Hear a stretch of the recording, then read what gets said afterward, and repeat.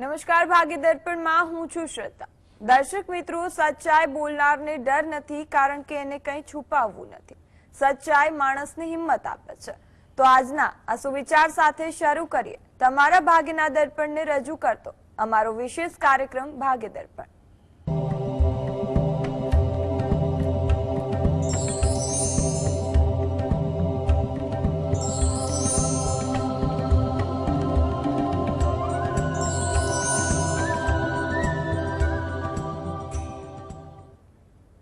તો ભાગ્ય દર્પણમાં આપના પ્રશ્નોના નિરાકરણ અને રાશિફળ વિશે માહિતી અને માર્ગદર્શન આપવા માટે આપણી સાથે જોડાયા છે જાણીતા જ્યોતિષાચાર્ય અને વાસ્તુશાસ્ત્રી હર્ષિતભાઈ પાઠક. હર્ષિતભાઈ, જીએસટીવીમાં આપનું સ્વાગત છે. નમસ્કાર. નમસ્કાર. સૌથી પહેલા વાત કરીએ આજના પંચાંગ વિશે. તો શું છે આજનું પંચાંગ તે જણાવો. હા, આજના દિવસનો શુભારંભ કરીએ પંચાંગની જાણકારીથી. આજે વાર છે ગુરુવાર, વિક્રમ સંવત 2082 ચાલી રહ્યો છે. આજની તારીખ આવે છે 23 જુલાઈ 2026, 23/7/26. આજની તિથિની વાત કરીએ. અષાઢ મહિનો ચાલે છે, તેનો શુક્લ પક્ષ એટલે કે સુદ પક્ષની નવમી. જોકે સવારે 7:02 દસમનો પ્રારંભ થઈ ગયો છે. નક્ષત્ર વિશાખા, યોગ શુભ અને કર્ણ કૌલવ આવે છે. આજની રાશિ આવે છે તુલા રાશિ, કે જેના નામાક્ષર હોય છે ર અને ત. સાંજે 7 વાગે રાશિ પરિવર્તન થાય છે અને વૃશ્ચિક રાશિનો પ્રારંભ થાય છે, જેના નામાક્ષર હોય છે ન અને ય.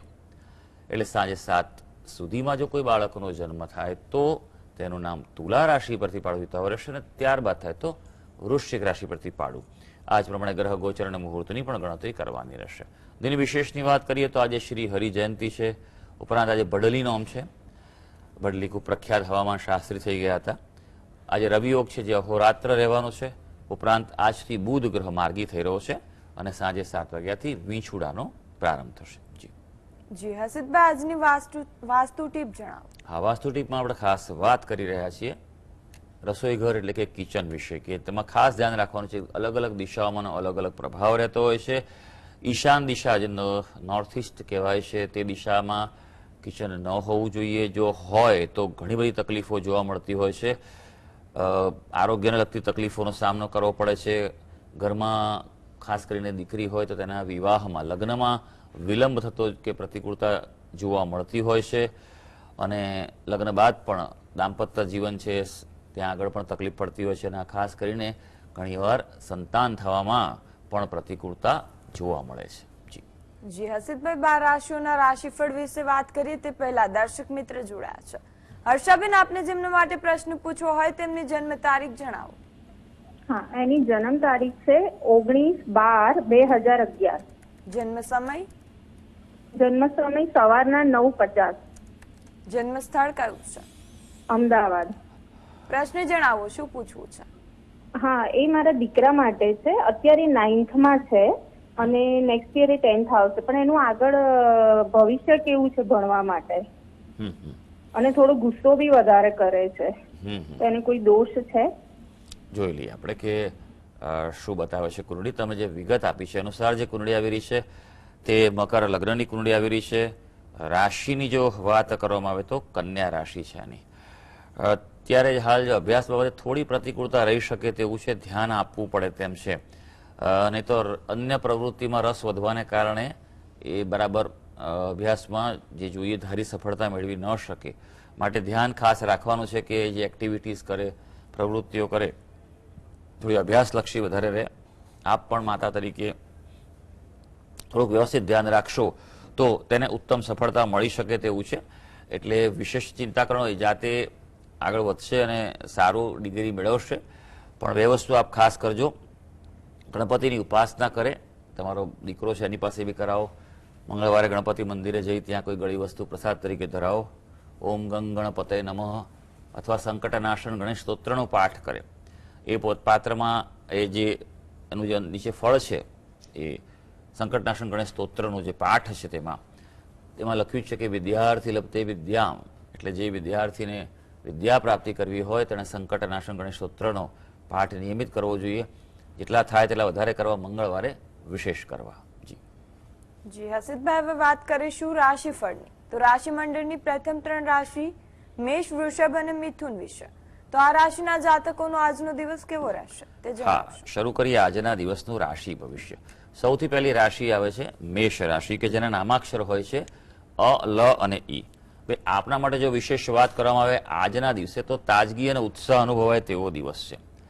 અને ખાસ કરીને નવી ખરીદી કરવી હોય, કોઈ નવી વસ્તુની પ્રાપ્તિ કરવી હોય તો આપ કરી શકો છો. બીજું કે દાંપત્ય જીવનમાં જે અનુકૂળતા રહેવાની છે. સારી વાત એ છે અંગત સંબંધોમાં કોઈ પ્રશ્ન હોય તો આજે આપ સુધારા તરફ આગળ વધારી શકો છો. હવે વાત કરીએ વૃષભ રાશિ, જેના નામાક્ષર છે બ અને ઉ.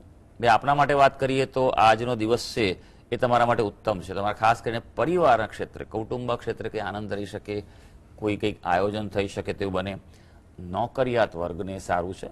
સેવાકર્મી હોય, દલાલી, કન્સલ્ટન્સી કરતા હોય, અને ખાસ આજે નવી મુલાકાત લાભદાયી છે. કોઈ નવી વ્યક્તિને મળવાનું હોય, કાર્ય અર્થે કે અન્ય સામાજિક પણ કોઈ તમારી પ્રવૃત્તિ માટે, તો આજે મળી શકો છો, તે સારું રહેશે. હવે મિથુન રાશિ, જેના નામાક્ષર છે ક, છ અને ગ. નવી શરૂઆત કરી શકો આજે. આજના દિવસે અનુકૂળતા છે, ગ્રહોનો સાથ છે. અભ્યાસ ક્ષેત્રે પણ અનુકૂળતા દેખાઈ રહી છે, એટલે કંઈક એ બાબતે નિર્ણય લેવો તો લઈ શકાય છે. આજે થોડો ધાર્મિકતામાં પણ વધારો થાય, એટલે થોડું દેવદર્શન કે પૂજાનો સમય વધારે આપી દેજો. જી જી, દર્શક મિત્ર જોડાયા છે અંશુર્યાબેન. આપને જેમના માટે પ્રશ્ન પૂછવો હોય તેમની જન્મ તારીખ જણાવો. હા, મારા દીકરા માટે છે 20/3/95, જન્મ સમય, સવારે 5:30, જન્મ સ્થળ કયું છે? સુરેન્દ્રનગર, વઢવાણ, ગુજરાત. જી, પ્રશ્ન જણાવો, શું પૂછવું છે? એને નોકરી ધંધામાં કઈ નથી અને થોડી ગાડી લઈને.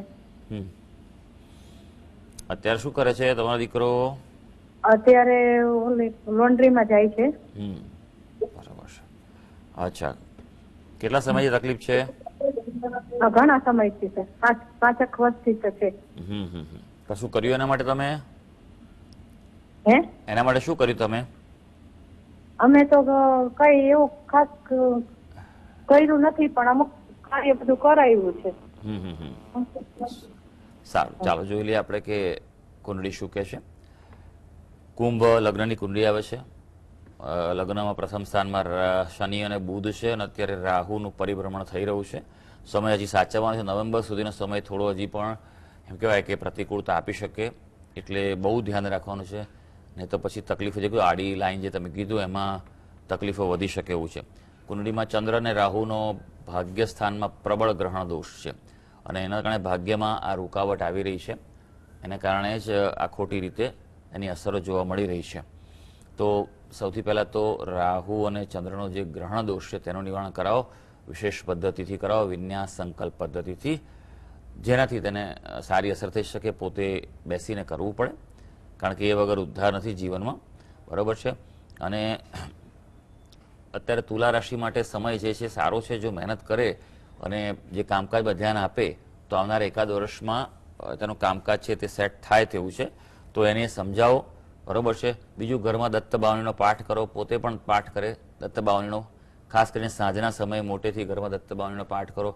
ગુરુવારે સમય હોય તો વધારે પાઠ કરો, તમે પણ એના વતી કરી શકો છો. પણ પોતે જેટલું કરે એટલું ફેર વધારે જલ્દી, સારી રીતે અને અસરકારક રીતે આનું ફળ મળવાનું છે. એ કરી શકાય. અત્યારે શનિની દશા ચાલી રહી છે, અને રાહુને જ્યારે કોઈ પ્રકાર રિસ્ક ના લે એ વાતનું ધ્યાન રાખવું જરૂરી છે. તકલીફ વધારે હોય તો એ જે રૂમમાં સૂઈ જાય છે એ રૂમમાં ગંગાજળનો છંટકાવ કરો, ગુગળ અને કપૂરનો ધૂપ કરો, તો એનાથી પણ ફેર પડી શકશે. જી, અન્ય દર્શક મિત્ર જોડાયા છે. રિકિતાબેન, આપને જેમના માટે પ્રશ્ન પૂછવો હોય તેમની જન્મ તારીખ જણાવો. હેલો. જી રિકિતાબેન, જન્મ તારીખ જણાવો. મારા હસબન્ડની બર્થડે છે 11/9/88. જન્મ સમય, સવારે 10 થી 11 ની વચ્ચે. જન્મ સ્થળ કયું છે? વાઘોડિયા, વડોદરા. જી, પ્રશ્ન જણાવો, શું પૂછવું છે? એકચ્યુઅલી એવું પૂછ્યું છે કે અત્યારે જોબ ચાલે છે એમાં કેવું રહેશે, અને વારે વારે ગુસ્સો બહુ આવે છે, અને થોડું ઘરનું, અમે નવું ઘર લઈ રહ્યા છે તો એ કામમાં થોડી પ્રોબ્લેમ્સ આવી રહી છે, તો કેવું રહેશે? ઘર કોના નામે લઈ રહ્યા છો બેન? મારા ને મારા હસબન્ડના નામ. બરોબર છે. તો બંનેની કુંડળી જોવી પડે. તમારા હસબન્ડની કુંડળી પરથી જવાબ આપીશ, તમે બીજી વાર ફોન કરી શકો છો, પણ હંમેશા જ્યારે જોઈન્ટ નામ હોય તો બંનેનું નામ ચેક કરવું પડે કે બંનેની અસર તમારા ઘર પર પડે. હવે સૌથી પહેલાં હું ઊંધેથી શરૂ કરીશ, કારણ કે તમે ઘરની વાત કરી. સૌથી પહેલાં તમે ઘર લેવાનો પ્લાન કરતા હો તો અગત્યનું છે કે વાસ્તુ પ્રમાણે ઘર લેવાનો પ્રયત્ન કરજો. બરાબર છે? પ્રયત્ન નહીં, પૂરેપૂરું વાસ્તુ પ્રમાણે, એટલે જેટલું નજીક હોય એટલું. 100% વાસ્તુ પ્રમાણેના ઘર એ બહુ ઓછા જોવા મળતા હોય છે, એટલે એ શક્યતા ઓછી છે. અને પણ તેમ છતાં જેટલા નજીક હોય, બરાબર છે, ઓછામાં ઓછો વાસ્તુ દોષો તેવું માટે એના માટે નિષ્ણાત અને શાસ્ત્રના જાણકાર વ્યક્તિની સલાહ લેજો. આ વાતનું ખૂબ ધ્યાન રાખજો. બીજું કે સોશિયલ મીડિયા કે એનો આધાર ન લેતા ઘણા લોકો તકલીફમાં પછી મુકાઈ જાય છે ખોટા નિર્ણયો લઈને, કારણ કે આ શાસ્ત્ર છે, શાસ્ત્ર પ્રમાણે આગળ વધજો. બરાબર છે? નોકરી બાબતની વાત કરીએ તો નોકરીમાં અત્યારે સારું જ છે અને આગળ સારું રહેશે જ. નોકરી માટે હજી પણ 1 વર્ષનો સમયગાળો સારો છે, એટલે મહેનત કરે તો એના માટે ખૂબ સારું છે. પણ ગુસ્સો આવે અને સ્વભાવમાં થોડોક ઉતાર ચઢાવ રહે તેનું કારણ છે કે અહીંયા ખૂબ જ પ્રબળ દ્વિગ્રહણ દોષ છે અને તેના કારણે ચંદ્ર અને સૂર્યની સાથે કેતુ છે, એટલે એક વસ્તુ તકલીફવાળી બતાવે છે. એના કારણે જીવનમાં જે આ તમે કહો છો પ્રશ્નો રહે તે બની શકે. તો દ્વિગ્રહણ દોષનું આપ નિવારણ કરાવો. બીજું કે કુંડળીમાં પિતૃદોષ પણ છે, એટલે પિતૃદોષનું પણ આપણે નિવારણ કરાવવું. યોગ્ય વિદ્વાન પાસેથી માર્ગદર્શન લઈ અને એ પ્રમાણેનું મુહૂર્ત અને યોગ્ય એની જે વિશેષ વિધિ છે, જે વિન્યાસ સંકલ્પ, તેનાથી આપ કરાવશો તો એ ઉત્તમ રહેશે. જી, અન્ય દર્શક મિત્ર જોડાયા છે. જ્યોત્સનાબેન, આપને જેમના માટે પ્રશ્ન પૂછવો હોય તેમની જન્મ તારીખ જણાવો. એની જન્મ તારીખ 28/6/2000 અને જેઠ મહિનાની વાહલી 11 ને બુધવારે અને જન્મ દિવસના સમય? 11:45 દિવસના. જન્મ સ્થળ કયું છે? ગોંડલ. જી, પ્રશ્ન જણાવો, શું પૂછવું છે? એને લવ મેરેજ કરી લીધા છે તો પાછી આવશે કે નહીં આવે, અને એના માટે શું કરું? તો મમ્મીને કરવાનું થાય એવો ઉપાય બતાવો. એટલે દીકરીનો, તમારી દીકરીની કુંડળી છે?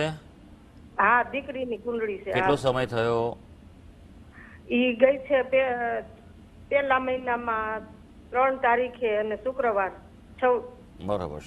1/3/25 શુક્રવાર. અચ્છા અચ્છા, ભલે. પાછી નથી આવી એવું છે તમારે કેવું છે? હા, પણ તમારા જાણકારીમાં તો છે ને ક્યાં છે અને શું કરે છે? હા, એ તો બધી ખ્યાલ છે. બરાબર, ખબર. સારું સારું. હવે જુઓ, પહેલી વસ્તુ તો એ છે કે થોડોક સમય જવા દેવો પડે તેવું લાગે છે, કારણ કે એની સિંહ લગ્નની કુંડળી છે. અત્યારે એના 7મા સ્થાનમાં રાહુ ચાલે છે.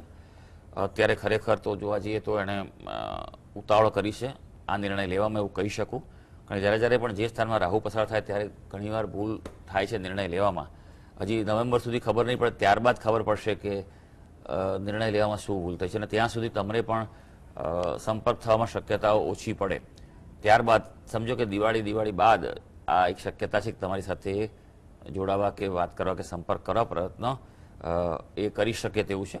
ખાસ કરીને તમારા કુળદેવી છે તેને પ્રાર્થના કરો, જ્યાં તેનું મૂળ સ્થાનક હોય ત્યાં જઈ આવો, ત્યાં શણગાર પ્રસાદ ધરાવો, માતાજીને પ્રાર્થના કરો કે બંને પરિવાર, તમારા બંને વચ્ચે એક જોડાણ થાય, એને સદબુદ્ધિ આવે.